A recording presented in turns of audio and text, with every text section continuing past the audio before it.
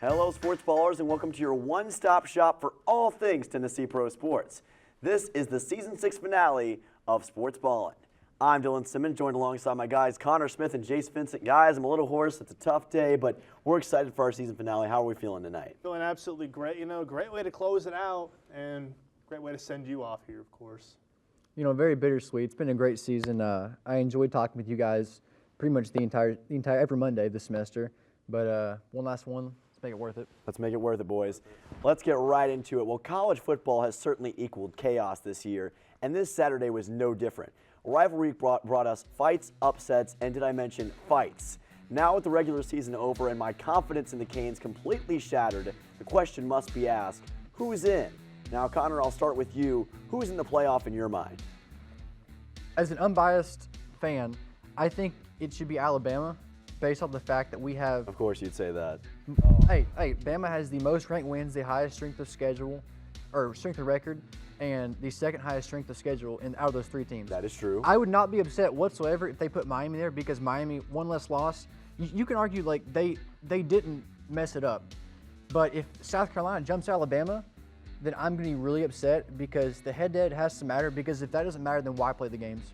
That's what I'm trying to get in on right there is, but I think that the committee, they do have some respect for Miami, where they had them in at 6, like last week's ranking. I think that they'll have them around like that 11 area. I think it's going to be them or Alabama in 11, 12. And then behind will be Ole Miss, South Carolina, however you want to rank it really, but head-to-head does have to matter. In the case of South Carolina, I agree, into where you have to have, in my opinion, you have to have Alabama and Ole Miss ahead of South Carolina. And that's because they beat it. You can't. The season's not 6 weeks long. I know South Carolina's playing the best ball right now. For sure. You can't take it away from the fact that they lost 3 games in the first 6 weeks of the season and lost to Alabama and Ole Miss. I don't even care if Miami makes the playoff at this point. I'm just completely shattered. They not only made me sick from a mental standpoint, but from a physical standpoint as well. What they did Saturday, absolutely abysmal. They wasted the greatest season ever by a Miami quarterback because of their awful, awful defense. And Lance Guidry should be fired out of a cannon into the Atlantic Ocean, okay? I can't properly display my level of anger right now because of my voice, but just know I am very, very upset. Now, it comes down to Bama, South Carolina, and Miami. And to be honest, none of them deserve to make it. No. They've all had terrible seasons, at least towards the end. Now, Bama, in my opinion, should be automatically disqualified, at least in my opinion, because they lost 24-3 to Oklahoma. They lost to Vanderbilt. Say what you will about Miami, but at least their losses have been close and to fairly good teams. Georgia Tech took Georgia to 8 overtimes, and Syracuse is going to be ranked in the next CFP ranking. So I think you've got to take that at least into consideration. For sure, but answer me this. How many ranked wins do you have?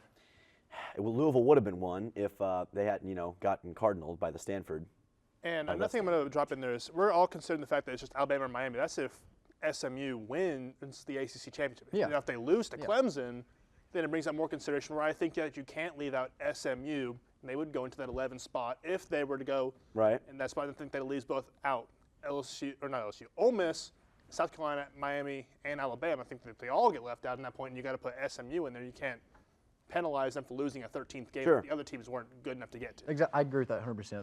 I think SMU's got to be an auto bid. I think Miami should at least be in consideration for that final spot, but I think it's going to be Alabama at the end. We'll see what happens. Now, the Grizzlies, they paced themselves like a Thanksgiving feast earlier this past weekend against the Indiana Pacers. The Grizzlies overcame a 19-point deficit in the second quarter to come away with a 136-123 win. Jaren Jackson Jr. led the way with 25 points, and Ja Morant made history by scoring his 6,000th career point. Jace, how impressive was this comeback for the Grizz? It's really impressive, and it gives off really how this Grizzlies team has performed down the stretch. They've won 7 of their last 8, and they're on a 6-game winning streak now. They're one of the hottest teams in the NBA right now, and gaining a big piece back in Ja Morant, going for 19 in his return. Jaren Jackson Jr. getting another 25 and carrying the way for this team. And really, it was all Indiana in the first quarter. Then the second that second quarter started, it was all Memphis from there on, and going in and making it close, going into halftime, and then pulling away and getting up by as much as 17, turning it really around and winning by 15 there in the end, and really showing why this team is where they are and why they can make a deep push in the NBA. I said a few weeks ago, and I still stand by the statement, that they are a top 5 team in the NBA. Number 2 scoring defense, or scoring offense. Right. About 122 points a game. That's insane. That is. Yes, they've got to fix their defense because giving up 120 this consistent is an issue. But kind of like Miami this year, Hey. Most of the time, you can outscore your opponents, okay? Why are we catching strays here, man? I'm not. No. I'm What not. if I told you in the beginning of the season that the top 2 teams in the Southwest and near the top of the Western Conference are going to be Houston and Memphis? Memphis, I just said, I get it. I mean, yeah, they had a bad year last year, but Right. they didn't have John Morant. Like, John Morant comes back. It's one of the best players in the NBA. I would have believed it. Houston? Houston, Rockets, Houston with Dylan Brooks. Dylan Brooks, Houston. Who would have Oh seen my that one gosh. coming? I mean, it's crazy, guys. But I think we can officially say, at least in my opinion, the Grizz are the real deal this year. Now, the Pacers were up by as much as 19 points in the second quarter. They got off to what I call a Sonic the Hedgehog start. They were running out the gate, getting that big lead. But give credit to Memphis, they didn't fold when the moment mattered the most. JJJ, phenomenal, 25 points. John Morant not only hit 6,000 career points, but also 2,000 career assists. So right now, Memphis are on a 6-game winning streak, currently 3rd in the Western Conference. This Western Conference incredibly competitive. Memphis could lose 1 game and fall all the way down to 10th in the Western Conference standings, so they got to be careful. Yeah. Absolutely. I mean, it's going to be fun down the stretch. Now, I want to ask you guys this question. Looking ahead, do you think Memphis can keep on with this winning streak? How far do you think it could get? I think that they can even go on because their next game is against Dallas in a group stage game. I think that they can give Dallas a good run. I think that's 2 evenly matched teams here down the stretch here in the beginning months of the season. I think that they'll both be in contention for the Western Conference when it comes down to that moment. I think it just really is going to speak volumes of how this team goes, how they can go in the NBA Cup, and it's really going to speak of how they can go in a tournament format, and it's really going to speak of what they can do in the postseason down the stretch here in a few months. I can hear Houston Chapman somewhere. He is just so happy right now. Yeah. There may be a party on the Mississippi River this season for Memphis. When we come back, the Titans return to Blowout City, and the Predators get lost in the wild. All that and more when we return to Sportsballin. What you will miss more, your children or cigarettes? For as long as I can remember, my mother smoked. She died from lung cancer when I was 16. I could not take the chance of continuing smoking and not being here for my daughter. I know how much I needed my mom still, and I didn't realize it until I had lost her. You can quit. For free help, call 1-800-QUIT-NOW. You know what makes this place great? It's not the winding canyons, the painted rocks, open fields, or starlit skies. It's not hiking trails that move you, or the views that stop you right in your tracks. You know what makes this place great? The locals. Visit and make Southern Utah's best friends, the nation's largest no-kill animal sanctuary, even better. As a mother, you don't want to have to worry about this bill is coming, but then she needs this chemo. That's a decision you shouldn't have to make. At St. Jude, a family never sees a bill at all, not one bill. It's like the world has been lifted off of your shoulders. The treatment doesn't get any better than what you receive at St. Jude. It saved my life. It saved my daughter's life. It saved our family. There's a threat targeting America: Lyme disease.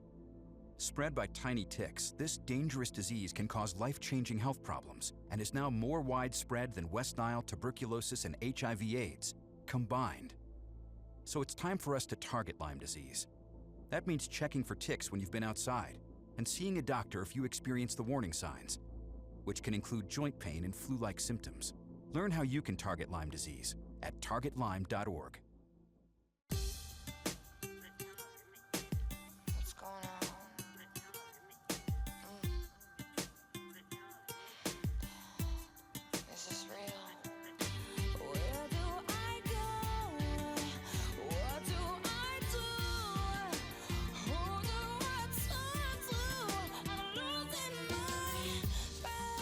Before you go here, go here. Know the facts first. Welcome back. Now, the Titans came back down to earth after last week's success against the Texans on Sunday. A trip to Washington, D.C. ended the same way that a trip to Taco Bell ends, with disappointment and a bad feeling in your stomach. Tennessee went down 28-0 in the second quarter and were never able to come back on their way to a 42-19 loss. Connor, the Titans showed you what in your mind? What they've been for most of the season, which is an inconsistent and bad football team. Look, Will Levis, he had himself a pretty good day, honestly. Yeah. I mean, 18 for 37, a lot of drops, makes his stats look worse than what it is. Right. 2 touchdowns, no picks. Running game, it wasn't good, but you can take about 4 yards a carry. Like, that should win you most games if you hand the ball off enough. But the defense, the final paper-popping stat of 2024, 45 carries, 267 yards, 3 touchdowns given up. Wow. Padlock stat. Paper-popping. Or padlock, either way. Either one. The defense is atrocious. 19 points should be enough to at least make it a one-score ball game in the NFL.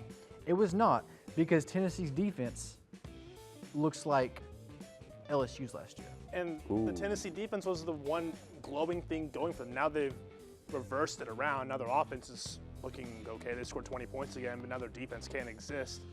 And now, if you're Washington, you were on a 3-game skid. But the one ailment that you can find there is playing the Tennessee Titans. Jaden Daniels went off once again. Titans get blown out once again. Titans have now lost 3 out of their last 4, all by double digits. And Washington breaks their 3-game losing skid, knocking the Titans off their high horse. Well, you can't forget about the Titans' running game either. They only had 35 rushing yards all game long. It just makes me think that something's missing, you know. If only they had like a solid running back who could stiff arm people, maybe run over some folks. I just don't know where you'd get one. It's just like impossible to find one. But, you know, Tennessee to me has been just a flaming wreck as of late. And you talked about the defense. It's like you can't get both things to work. Either the offense has to be terrible or the defense has to be terrible. They can't be good at the same time. That is the epitome of agony, and it's what the Tennessee Titans have given us all year long. I'm not going to give them any time. Let's just go to the next segment. Now, it's not often that an animal predator does not feel at home in the wild, but that's exactly what happened in Nashville and Minnesota. The Preds fought hard throughout the game, led by a multi-point night by Roman Josi. Still, it did not prevent the Preds from dropping their 4th straight game in overtime. Jace, how bad are things for Nashville right now? Well, for Nashville, you can say it's no longer a roller coaster. They're just bad. They just hit the bottom. Now they've lost 4 in a row. They're back in the station. There's that. But yeah, Roman Josi scored. He got 2 assists. Then you got goals from O'Reilly and Svechkov over there. And that's really it. But you had the moments. Just when you're unable to get a goal in the 3rd period and in overtime, that's just, I mean, you're on the road, but that's really it. Andrew Burnett losing to his former team once again in Minnesota. Just not even again, but Gustafsson from Minnesota, he got it done. He had a .926 save percentage and had 25 saves on the night. And then Spurgeon getting the game-winning goal in overtime there in the final minute, really. Nashville holding them all the way down to the last minute, just not able to really put it together. Just kind of speaks of what this Nashville's team really been here as of late and throughout the season. On a 4-game losing streak, Preds are on a heater. Yeah. Of trash. They're 7-12 and 16, or sorry, 7-12 and 6. Could they come back and make it a good season? Sure. Maybe. I think it's over Nashville, honestly. Like, just pack it up. You had a good offseason that got the fans excited for this season. It was for nothing. This team is lackluster, to say the least, and it's been very disappointing, and it will continue to be very disappointing. So we should just throw the catfish back in the river is what you're telling me. For Nashville Predators and Tennessee Yes. Titans football. Man, it is a tough scene right now. Nashville sports is getting nothing but coal for Christmas this year. When we come back, we will rev up those fryers one more time with our season finale Hot Takes of the Week. That's coming up right after this. James Gandolfini and I got to know a lot of combat vets over the years when we were in Iraq and in Afghanistan. And it guts me to know that 22 of you are taking your own lives every day. Yeah, I play tough guys in the movies, but yous are the real tough guys. And the toughest thing to do sometimes is look for help. I want you to know, reaching out is an act of strength. And our friends at Wounded Warrior Project are here to help. You don't have to go it alone. Your Marine Corps' way of life is to defend the American way of life.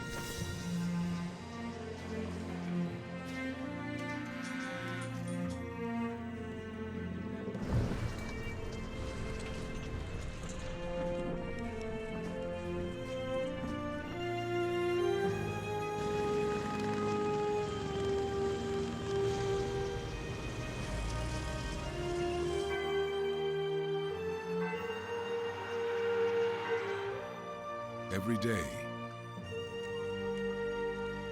no matter where we serve, we take a stand for our nation, for each other, for us all. The few, the proud, the Marines. I'm a firefighter. A teacher. I'm a farmer. I'm a barber. A waitress. A mom. We're all part of your community. Every day we move in and out of each other's busy lives.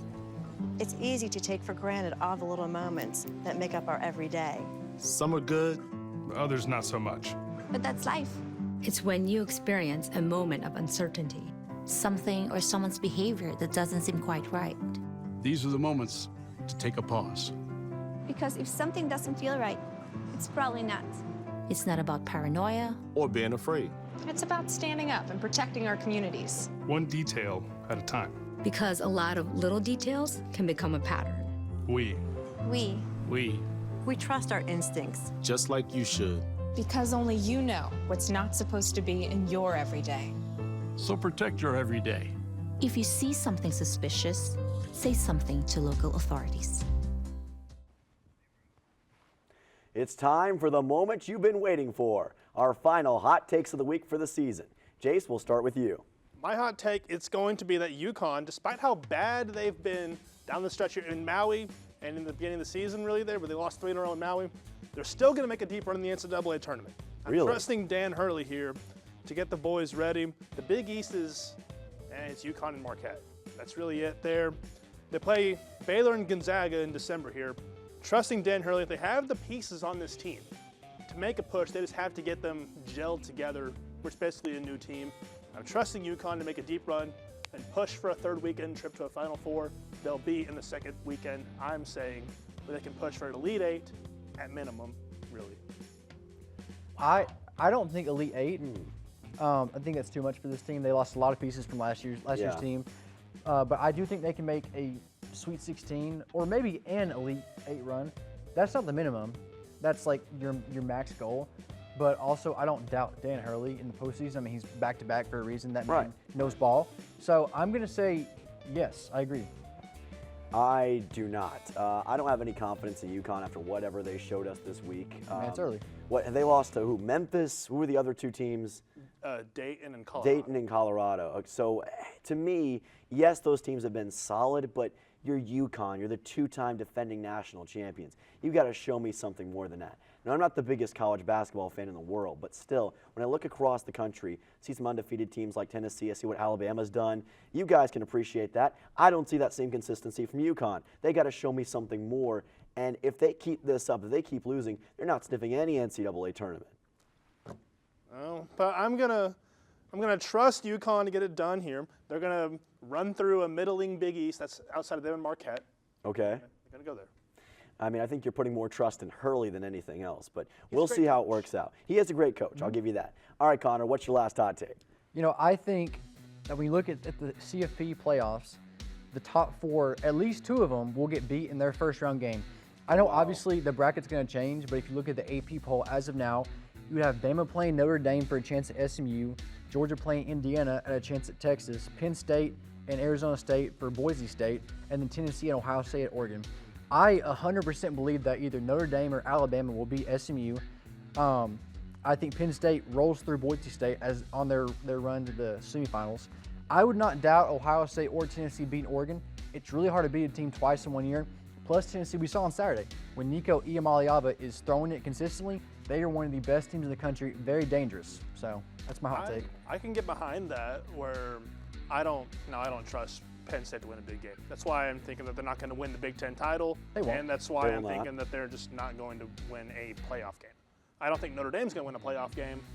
I would have more faith in SMU to beat Notre Dame than Notre Dame to win a first-round game. And I can see it happening. I wouldn't be surprised at all if Oregon or SMU lost, or even Boise State if they played 5 seed, which is going to be probably Penn State. Right. But it's just, would you take Penn State to beat Arizona State? Yes. Yeah, I would. 100%. In Happy Valley, I would see it, but I've got to trust big game James Franklin. Big game James. You don't think he's going to be able to pull through? Now, Ryan Day is like the Nick Saban of the James Franklins, but The Nick Saban of James Franklin. That's a That's crazy a new take. one. Am I wrong? That is a now that's a You're hot take absolutely right. That's there. just like a crazy But it is true. It is true.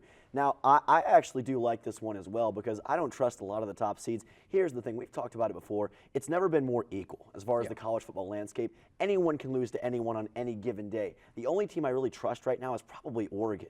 So I could very well see teams like Penn State, like Texas, like Georgia, whoever the case may be, losing one of these opening round games. To me, it comes down to who those top 4 seeds are going to be. That's going to be the big key. I think we'll know a lot more after conference championship weekend.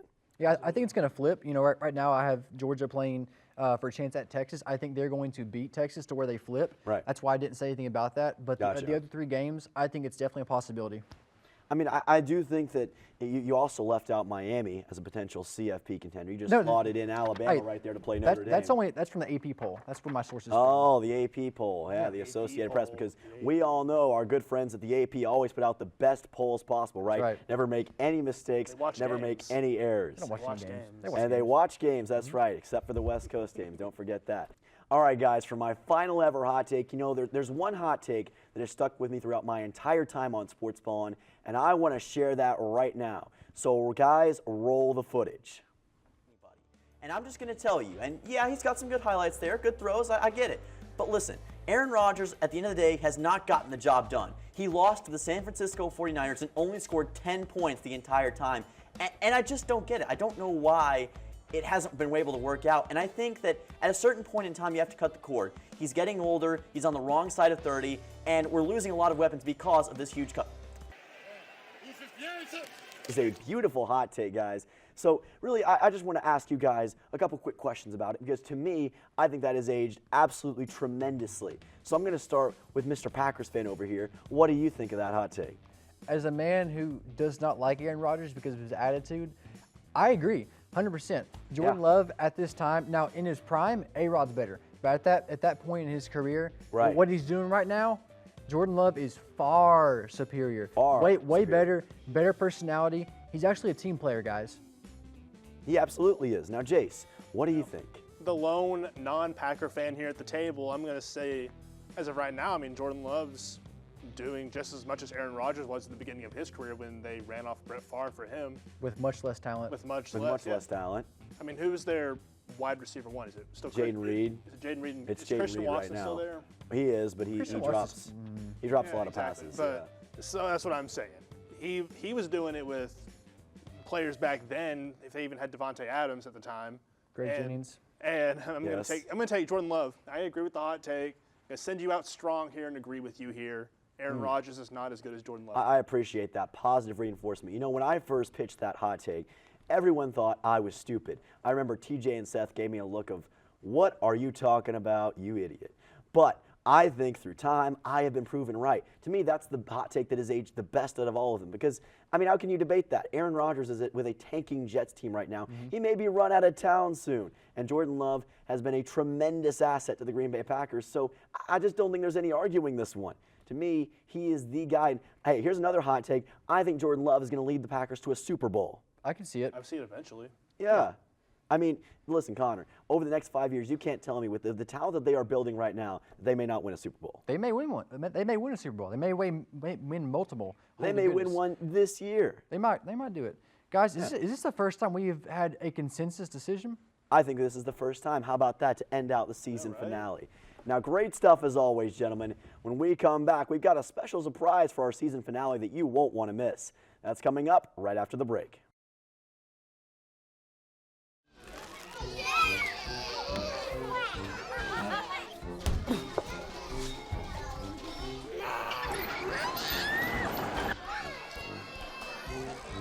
If you love them enough to crawl into a play place to get them to come down, then surely you'll check nhtsa.gov/the-right seat to make sure they're in the right car seat. When it comes to making plans, you are the best. Remember the best planned 90 minutes of your life? Or that surprise party for your parents' golden anniversary? You get the golden planning.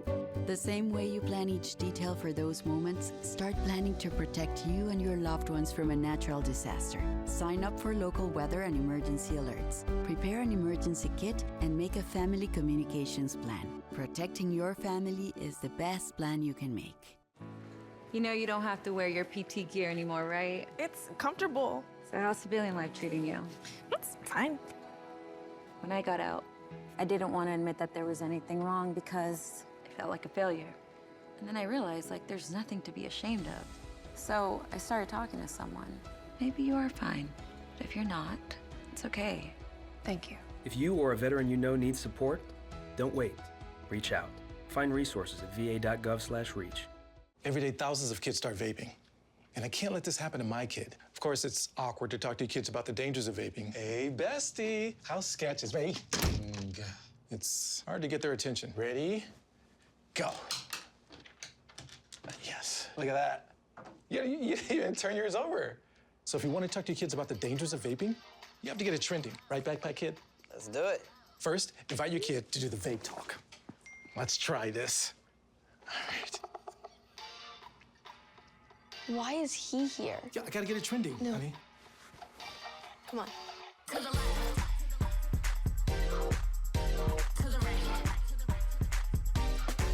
Let's go.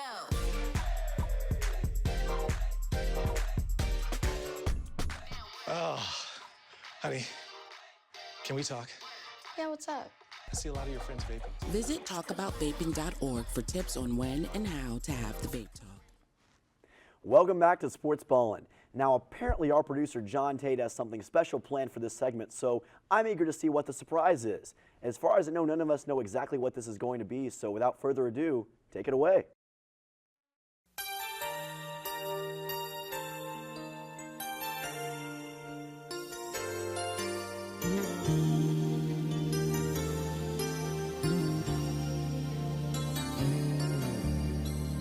I could hardly believe it when I heard the news today.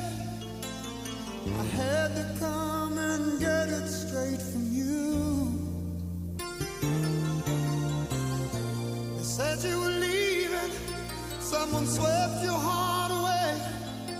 Yeah, you mentioned Caroline Manley. She's like Johnny Cash. She's been everywhere, man. She has been as hot in terms of her playing ability as a Carolina Reaper. Tell me all about it, tell me about the plans you're making.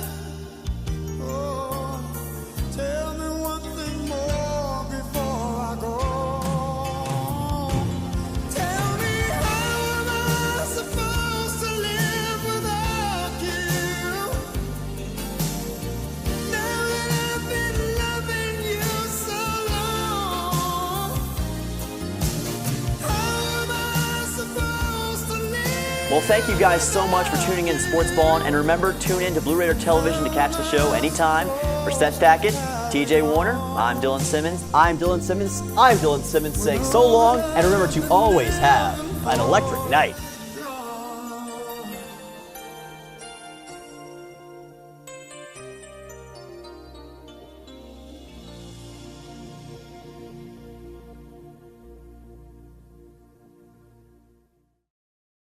Man, I don't know what to say about that one. That's, you know, I know I'm not crying right now, but on the inside, man, nothing but tears. That's special. And you know, before we go, I want to say it's been great to work alongside you guys. Sportsballin's been a lot of fun over the last few years, and I feel so, I can't reach you, man. I wish I could. Thank you. But it's been great to work on this show for the last 6 seasons. I can't say enough about our crew, and I got to give a thank you to Houston Chapman for giving me this opportunity in the first place. And without him, this would have never been possible. So it's cool to see how much things have changed, and I feel like how much I've grown over the last 6 seasons, and I like to think that I've kind of grown up alongside all of you. So, man, it's been a fun ride, and I can't wait to see what you guys do in the future. So, best of luck for you guys, and can't wait to see what you do in Season 7. But in the words of the immortal Bugs Bunny, that's all, folks. Thank you all so much for watching Sportsballin' all season long. Remember, these guys will be back in the spring with a new host, a new feel, and new electricity. Now for the hard part. For Connor Smith and Jace Vincent, I'm Dylan Simmons saying so long for the final time, and remember to always have an electric night.